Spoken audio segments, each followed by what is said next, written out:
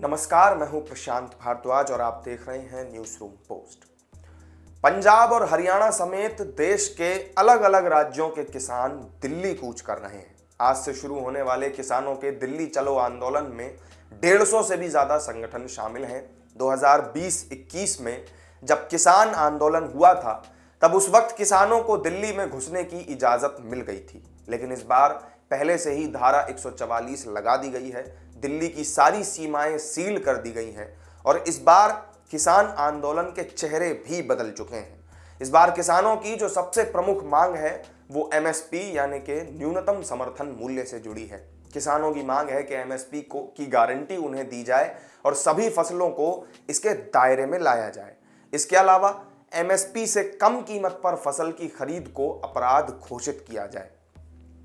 अब ऐसे में एमएसपी जब इतना महत्वपूर्ण हो जाता है तो इसके बारे में भी आपको जान लेना जरूरी है कि आखिर ये एमएसपी होती क्या है और इससे किसानों को फायदा क्या होता है। एमएसपी असल में वो दर होती है जिस पर सरकार किसानों से फसल खरीदती है। ये किसानों की उत्पादन लागत से कम 1.5 गुना ज्यादा होती है। केंद्र सरकार फसलों की एक न्यूनतम कीमत तय करती है। किसान को अपनी फसल की एमएसपी के तहत ही तय कीमत मिलती ही मिलती है, चाहे बाजार में दाम जो भी हो। इसको और भी अगर आसान शब्दों में आपको मैं समझाऊं तो ऐसे मान लीजिए कि किसी फसल की एमएसपी 20 रुपए तय कर दी सरकार ने और बाजार में वो फसल 15 रुपए में बिक रही है, लेकिन फिर भी सरकार किसानों से उस फसल को 20 रुपए में ही खरीदेगी। केंद्र सरकार ने साल 1966 से 67 में पहली बार मिनिमम सपोर्ट प्राइस पेश किया था और ऐसा तब हुआ जब आज़ादी के वक्त भारत को अनाज उत्पादन में बड़े घाटे का सामना करना पड़ा और तब से लगातार एमएसपी की व्यवस्था चली आ रही है। 60 के दशक में सरकार ने सबसे पहले गेहूं पर एमएसपी की शुरुआत की थी ताकि किसानों से गेहूं खरीदकर अपनी पीडीएस योजना या राशन के तहत गरीबी रेखा से नीचे रहने वाले लोगों में अनाज बांटा जा सके। केंद्र सरकार हर फसल पर एमएसपी नहीं देती है। मौजूदा वक्त में कुल 23 फसलों पर एमएसपी या न्यूनतम समर्थन मूल्य सरकार ने घोषित किया हुआ है और इन फसलों को अधिदिष्ट फसल या फिर अंग्रेजी में मैंडेटेड क्रॉप्स की कैटेगरी में रखा गया है। इनमें 14 खरीफ फसलें, 6 रबी की फसलें और 2 अन्य वाणिज्यिक फसलें शामिल हैं। इन फसलों के अलावा भी गन्ने के लिए उचित और लाभकारी मूल्य की सिफारिश भी की जाती है।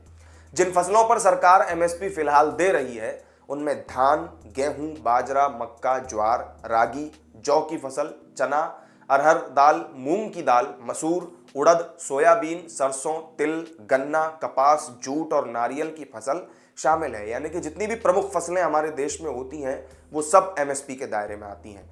लेकिन फिर भी अब सवाल है कि एमएसपी आखिर तय कौन करता है। असल में कृषि मंत्रालय के अंतर्गत आने वाले commission for agricultural costs and prices और जो इससे जुड़ी दूसरी संस्थाएं हैं वो एमएसपी से जुड़ा सुझाव सरकार को देती हैं। एमएसपी लागू करने की जिम्मेदारी आखिर में केंद्र सरकार की ही होती है।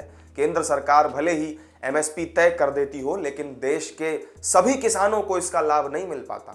2014 में बनी शांता कुमार कमेटी की जो रिपोर्ट है वो ये कहती है कि देश के महज 6% किसानों को ही एमएसपी का लाभ मिल पाया है। इसके अलावा बिहार जैसे कई राज्यों में एमएसपी की व्यवस्था लागू ही नहीं है। बिहार में पैक्स यानी कि प्राइमरी एग्रीकल्चर कोऑपरेटिव सोसाइटीज के जरिए अनाज की खरीद होती है।